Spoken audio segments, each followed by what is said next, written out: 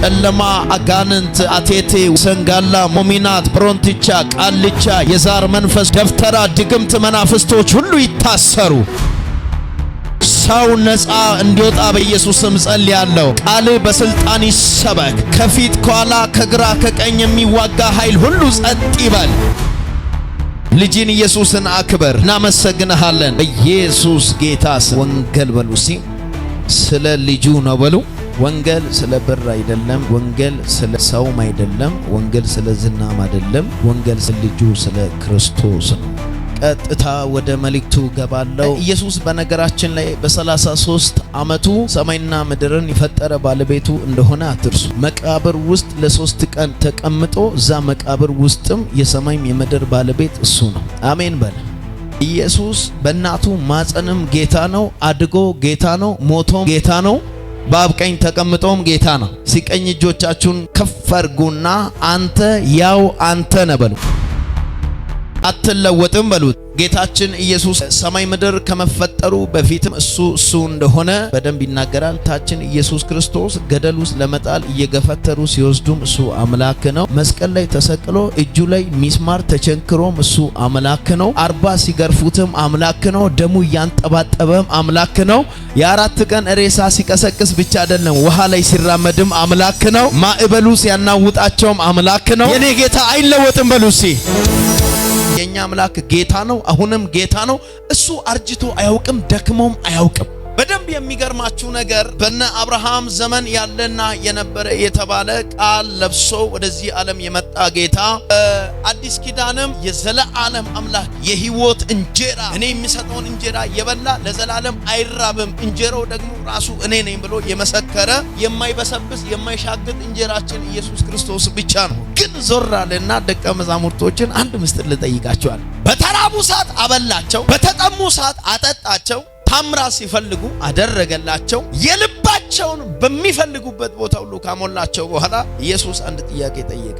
ደቀ መዛሙርቶች 12ቱንም ሰበሰበና የብሉይ ኪዳን ዘመን የነቢያቶች መልእክታቸው ብቻ ነበር የተጻፈው። የኛ ጌታ ደከመ ተብሎ ድካሙ ተጽፏል። እነ ማርያም ቤት ገብቶ የሕዝብን እንባ የሚያብስ ያ ጌታ እነ ማርያም ቤት ገብቶ አንድ ቀን አለቀሰ። እንባዎችን ያብሳል የተባለው ራሱ አለቀሰ። እንባው የሱ መልእክት ስለሆነ ተጽፏል። ደም ላብ አላበው አይደል የሚለው? ላቡ ተጽፏል። መልእክት ነው። ደም ላብ አላበው። ተራራ ወጥቶ ጸለየ ተጽፏል። 40 ቀን ጾመ ተብሎ ተጽፏል። ጾሞ ሲመጣ በሰይጣን ተፈተነ ተብሎ ተጽፏል። ሲጮሁና የኔ ጌታ በሉት። ተኝቶም ተነስቶ መልእክት ነው በሉት። ሲሰራም ሳይሰራም መልእክት ነው በሉት። ብቸኛ የማይሰለች መልእክት፣ ብቸኛ ተሰብኮ ከሰው አንደበት የማያልቅ መልእክት፣ ብቸኛ ተነግሮ በሰው አንደበት ዕለት ዕለት የሚጣፍጥ ከማር ይልቅ ሃሌሉያ ኢየሱስ ይባላል።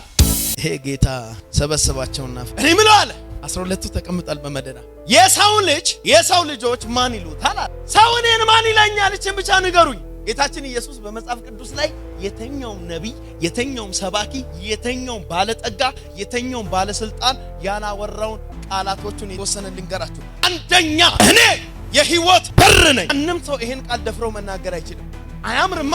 የዓለም ቤዛ እኔ፣ የሕይወት እንጀራ እኔ፣ እውነተኛ በር እኔ፣ እውነትም ሕይወትም እኔ፣ ከኔ በቀር ወደ አብ የሚገባ ማንም የሌለ ብቸኛ መግቢያ እኔ፣ የሲኦልም የሰማይ መክፈቻ እጄ ላይ ያለው እኔ። አንቺ ጌታ ብቸኛ አዳኝ ነው።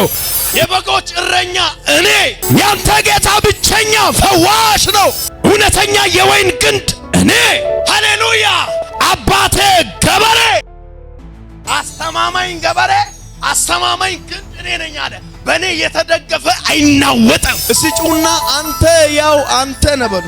አመታቶች ከቶ አይለውጡህም። 130 እድሜ 969 1000 ሊገባ 30 ምናምን የቀረ ኖረ ተባለና ሞተ ተባለ። አዳም ይሄን ያህል አመት ኖረ ይልና ሞተ። ብቸኛ ሞትን የገደለ ሞት ለመግደል ነው የተፈጠረው። ለመግደል የተፈጠረው ሞትን የገደለ ኢየሱስ ብቻ። ምን ማይመች ነገር አለ ኢየሱስ ጋር? በጉቦ የሚመጣ ነገር ቢቀር ነው።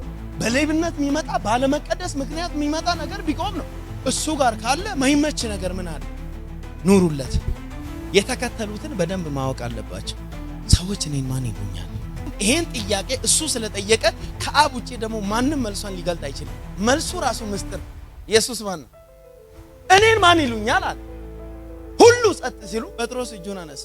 አንተ የልዑል የእግዚአብሔር ልጅ ክርስቶስ ሲል ወዲያው ነው ከአፉ ወሰደና ጴጥሮስ ይህን በሰማይ ያለው አባቴ እንጂ የገለጠልህ ስጋና ደም አይደለም።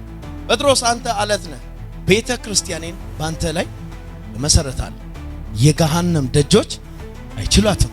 በምድር የፈታው በሰማይ በምድር ያሰርከው በሰማይ ስልጣን ሰጣቸው። እና እዚህ ጋር ሰይጣንም ሆነ ቡዳ አጋንንት ምድር ላይ ያለ የተኛውንም ጨለማ የማሰር የመፍታት አቅም ተሰጣቸው።